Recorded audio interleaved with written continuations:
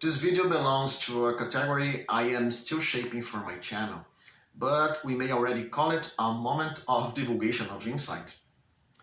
It is a space for those who enjoy chasing exactly that, small, underdeveloped sparks of thought which may or may not prove to be on the path toward something more substantial.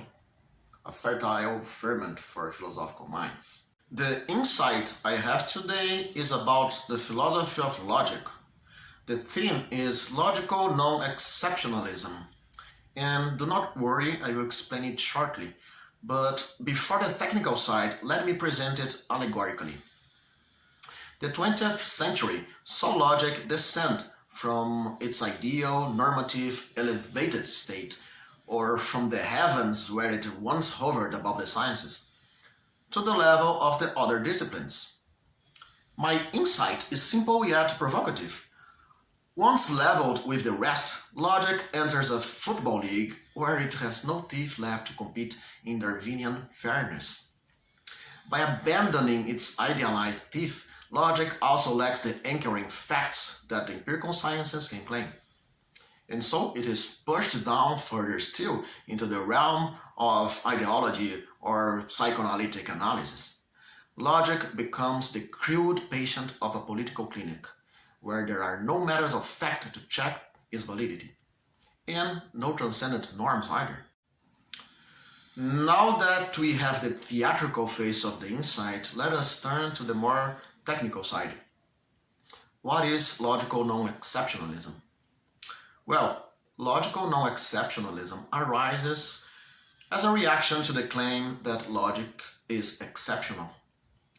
That in grasping concepts such as validity or the identity of value across all correct arguments, one is grasping something that applies universally to every science and that therefore stands above any possibility of revision or empirical correction. To be brief, the critique of logical exceptionalism is rooted in Quine's position that even the law of logic can be revised if it proves pragmatically useful to the operation, or if it proves pragmatically useful to operate with assumptions under which they do not hold.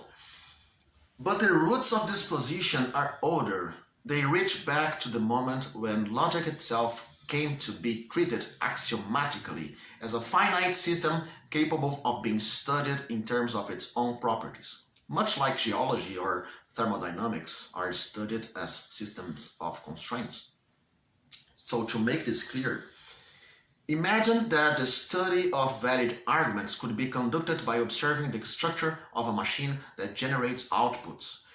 As a system, this machine obeys the restrictions of its structure, for example, always producing certain outputs in a given landscape of inputs, while other outputs are unsustainable under certain conditions. So once logic is studied under such conditions, it was only a small step for it to become non-exceptional. Why? Because the structure of such systems can be manipulated, restructured, layered, and transformed. Think of everything one can do with a machine under diverse physical-chemical constraints, none of which are supernatural, ideal, or normative in any anti-natural sense. So justice for the machine, it makes no difference whether its output is factual or ideal, it merely operates. So too, it becomes senseless to separate logic as if it were categorically different from natural science.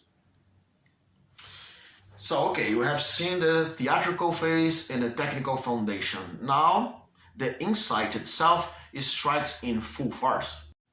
If we remove logic from its pedestal because we can no longer distinguish between the raw operation of logical systems and the ideal varnish that once painted them as supernatural. If we can no longer do that, then logic does not simply come down to the level of the other sciences.